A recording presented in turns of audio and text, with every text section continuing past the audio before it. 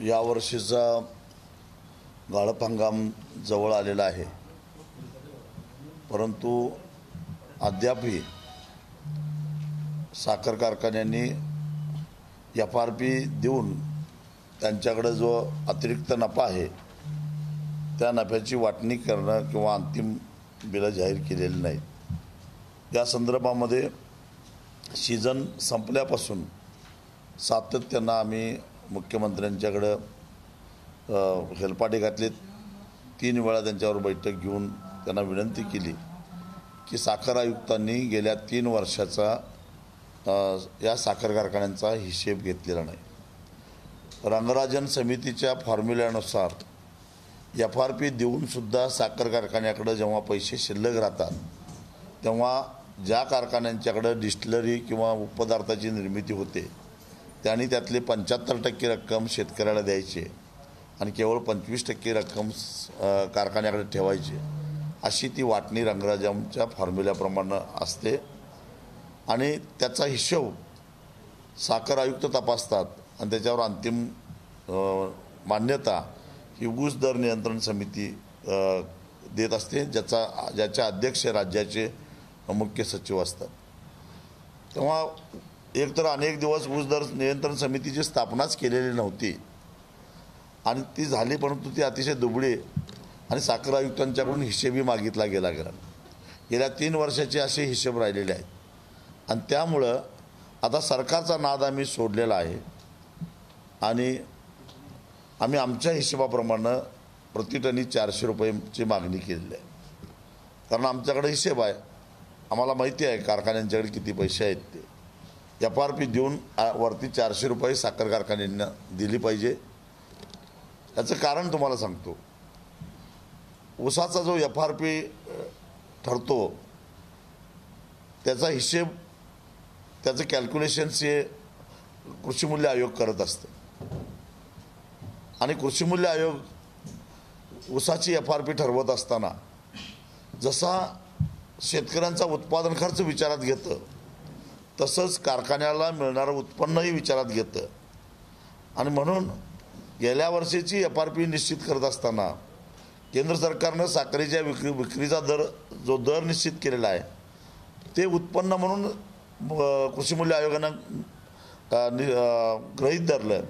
कारण 3100 रुपये क्विंटलपेक्षा कमी भावामध्ये साखर विकायचीच नाही असा केंद्र सरकारचा आदेश होता, म्हणजे किमान 3100 रुपये तरी एका क्विंटलपासून उत्पन्न कारखान्याला मिळणार, या हिशोबानं सगळी कॅल्क्युलेशन्स होती। पण प्रत्यक्षामध्ये गेल्या वर्षी सीझन सुरू झाला त्यावेळी साखरेचे विक्रीचे दर, साखरेचे टेंडर हे 3200 रुपयाच्या आसपास होते आणि ते वाढत वाढत वाढत आता 3850 पर्यंत गेलेले आहे।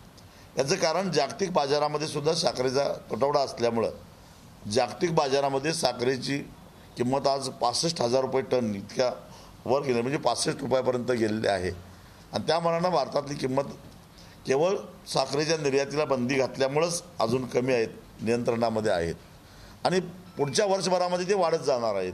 कारण पुढच्या वर्षभरामध्ये एकूण जागतिक बाजारपेठेची जी मागणी आहे त्या मागणीपेक्षा 21 लाख टनाचा तुटवडा आहे आणि त्यामुळं पुढच्या येत्या वर्षभरामध्ये सुद्धा हे दर वाढत जाणार आहेत। अशा परिस्थितीमध्ये जर का साखर कारखान्यांना वर्षभरामध्ये साखरेच्या विक्रीतून जो पैसा मिळाला त्याचा जर हिशेब केला तर सरकारनं निश्चित केलेली किंमत 3100 रुपये क्विंटल आणि 3200 पासून 3800 पर्यंत कारखान्यांनी विकली, म्हणजे सरासरी 3600 किंवा 3500 या दरानं साखर विकलेली आहे वर्षभरामध्ये आणि अजून शिल्लक आहे तिला अजून जास्त भाव मिळणार आहे। असं असताना म्हणजे सरकारनं निश्चित केलेल्या किमतीपेक्षा किमान 500 रुपये क्विंटलला जास्त दरानं साखर विकलेली असताना सुद्धा त्यातले 400 रुपये आम्ही का मागू नयेत आणि म्हणून आम्ही 400 रुपयाची मागणी करतो। दुसरा मुद्दा, बऱ्याचशा साखर कारखान्यांनी सरकारच्या सूचनेवरून साखरेचं उत्पादन कमी करून इथेनॉलचं उत्पादन वाढवलेलं आहे, म्हणजे जो रिकव्हरीचा टक्का हा साखरेच्या उत्पादनासाठी वापरला जायचा तो इथेनॉलच्या उत्पादनासाठी वापरला गेला।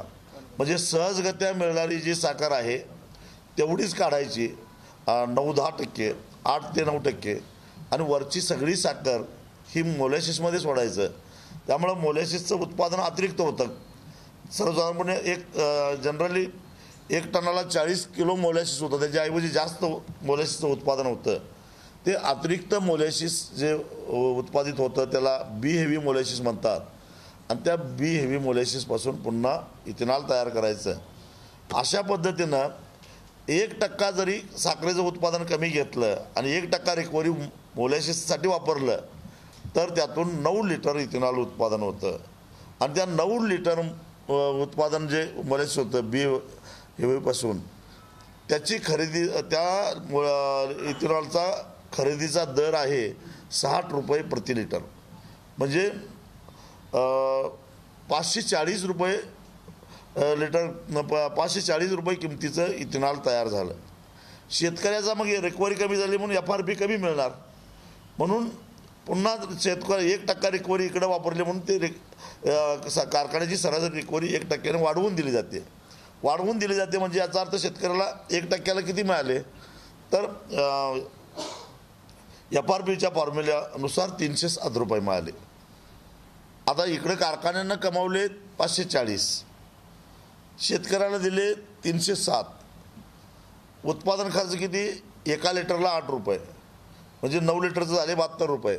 मग 540 वजा 72 म्हणजे 468 झाले. 468 मधनं पुन्हा 307 वजा केले तर 161 रुपये नेट प्रॉफिट 1%पासून कारखान्याला झालं. आणि अशा पद्धतीनं प्रत्येक कारखान्यानं किमान 3%, 4% अशा प्रकारचं रिकव्हरी वापरलेली आहे. माझ्याकडं वसंतदादा शुगर्सची ही यादी आहे, याच्यामध्ये कुणी किती वापरलेलं आहे याचे आकडेवारी आहे. आता युटोपियन हिची सरासरी रिकव्हरी दिसते 7.2, पण प्रत्यक्षामध्ये ती 10.311 आहे. कारण त्यांनी 1.3% रिकव्हरी बी हेवीच्या उत्पादनासाठी वापरलं आणि 1.8% सिरपसाठी वापरलं. त्याच पद्धतीनं शंकरराव मोहिते कारखाना त्यांनी 1.28% एवढी रिकव्हरी इथेनॉल बी हेवीसाठी वापरली.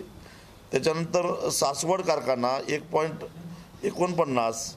असे सोलापूर जिल्ह्यातल्या जवळपास सगळ्या साखर कारखान्यांची यादी माझ्याकडे आहे. आणि हे जर बघितलं तर मग आता समजा 1.43% इतके जर रिकव्हरी वापरले तर 161 उरले 143. जी काही रक्कम होईल तेवढे पैसे अतिरिक्त साखर कारखान्यांच्याकडे, म्हणजे उत्पादन खर्च वजा जाता अतिरिक्त एवढे राहिलेले आहेत. ह्या सगळ्याचा मेळ लावला तर आमची 400 रुपयाची मागणी ही अतिशय रास्त आणि योग्य आहे.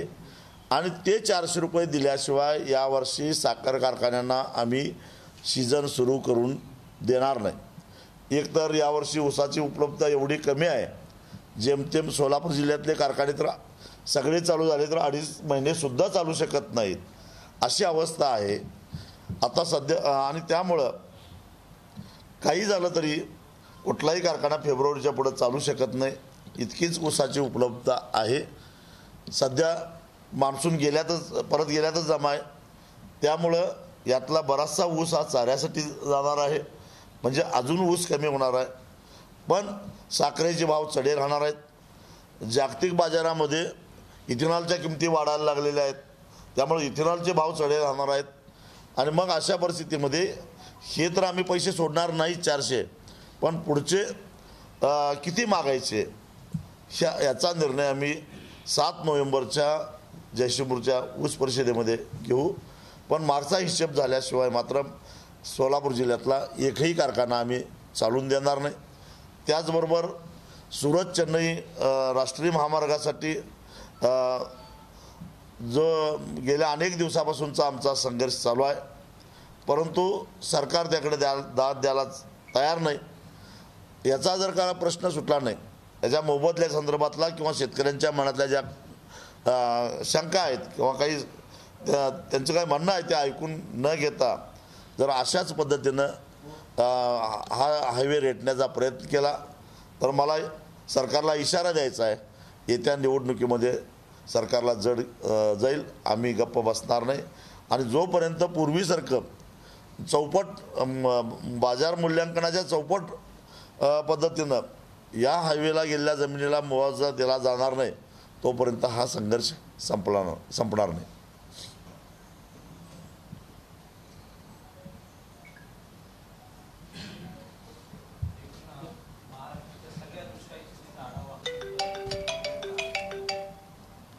हा विचार की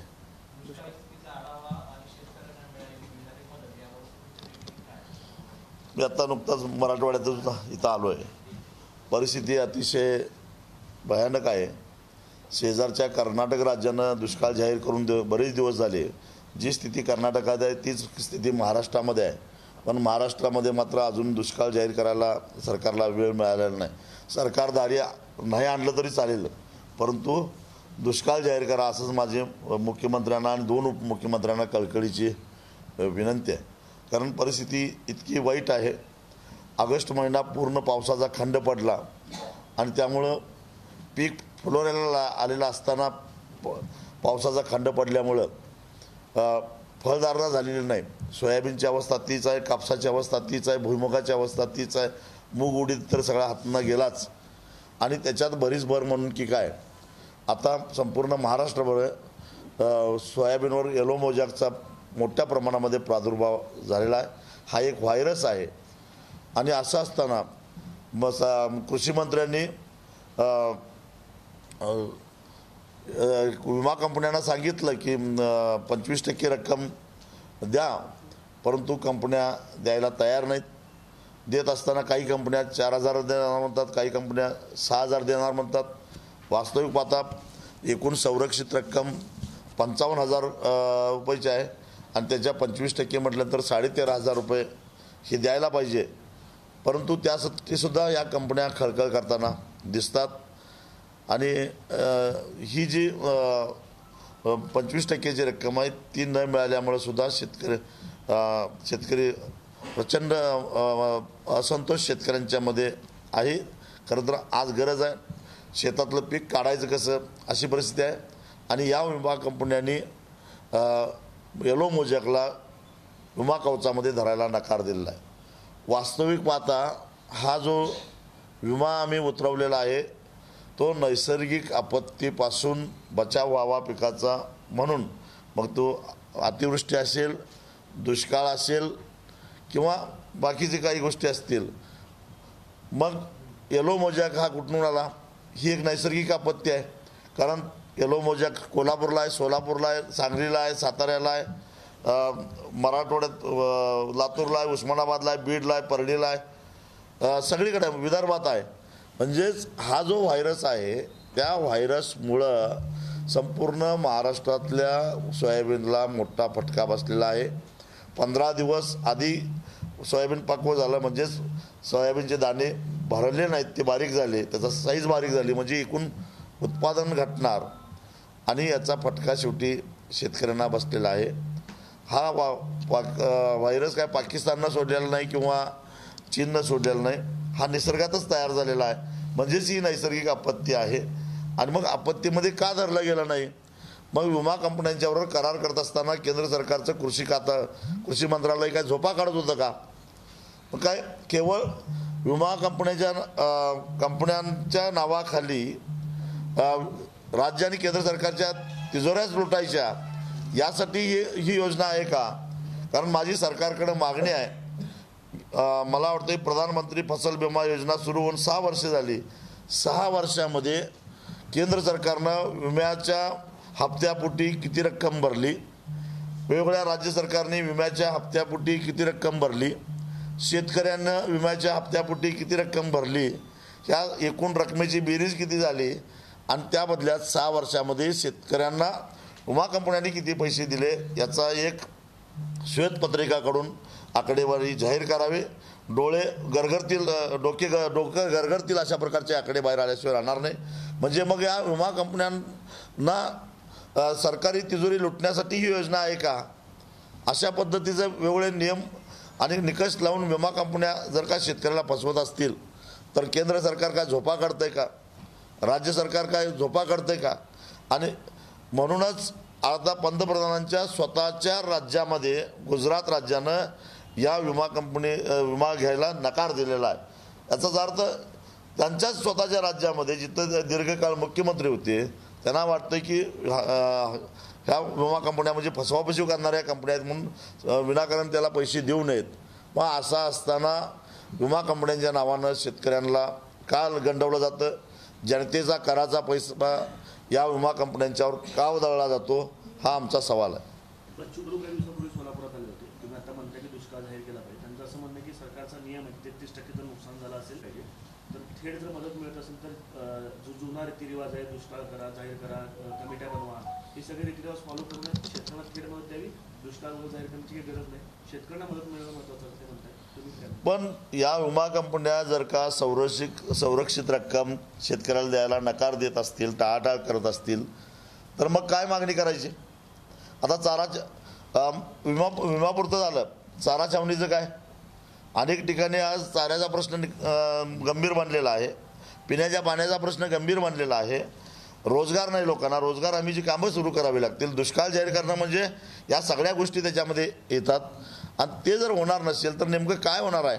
मला वाटतं की बच्चू कडूंची भाषा अशी बदलेल असं मला कधी वाटलं नव्हतं। काय माहित होता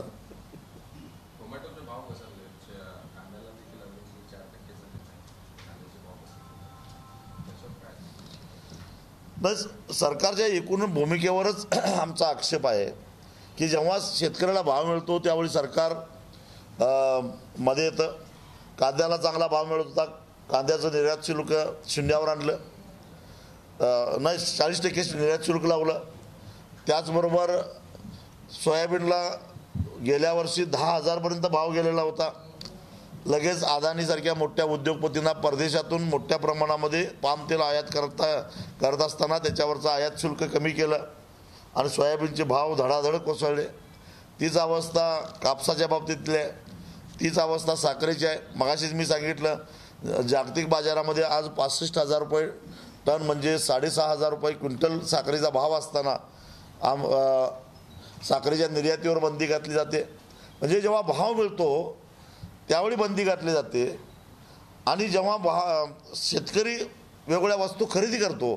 आता वर्षभरामध्ये गेल्या वर्षभरामध्ये रासायनिक खताच्या किमती 22% वाढल्या। मग त्यावेळी मात्र जागतिक बाजाराकडे बोट दाखवायचं, रशिया युक्रेन युद्धाकडे बोट दाखवायचं। मग रासायनिक खतं शेतकऱ्याला परवडेल या दरामध्ये उपलब्ध करून द्यायची जबाबदारी सरकारची नाही का? मग कशाला मोदीचे फोटो लावायचे प्रत्येक खत दुकानासमोर? तुम्हाला जर का ते खताचे भाव नियंत्रित करता येत नसेल, एका वर्षामध्ये 22% खताची भाववाढ होत असेल तर पंतप्रधानांचे फोटो कशाला लावता? आणि मग जिथं भाव मिळतो बाजारामध्ये मग तो का मिळून दिला जात नाही? म्हणजे इथं दुटप्पीपणाची भूमिका आहे सरकारची।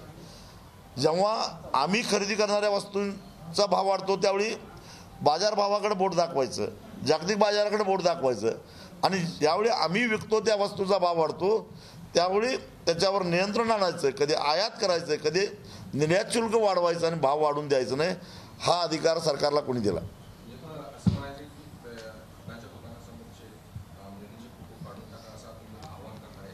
हो, कशासाठी टाकायची लावायची? आज त्याचा उद्देश हाच आहे की त्यांना अप्रत्यक्षरित्या असं म्हणायचं आहे की हे जे रासायनिक खत तुम्ही खरेदी करता त्या रासायनिक खतावर केंद्र सरकार सबसिडी देतं आणि त्यामुळे पंतप्रधानांचा फोटो लावायचा।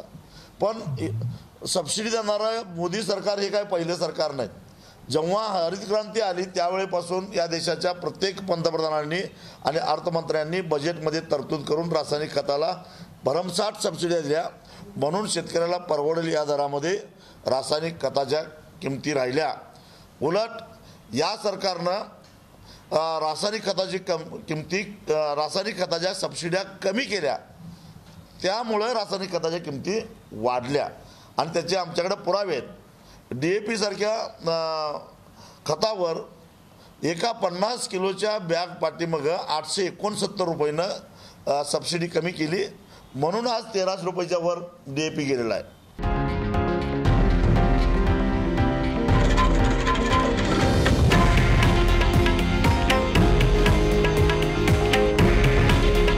हे आहे देशातील नंबर 1 न्यूज नेटवर्क आणि आपण पाहत आहात TV9 मराठी. काळजी तुमची, हित महाराष्ट्राचं.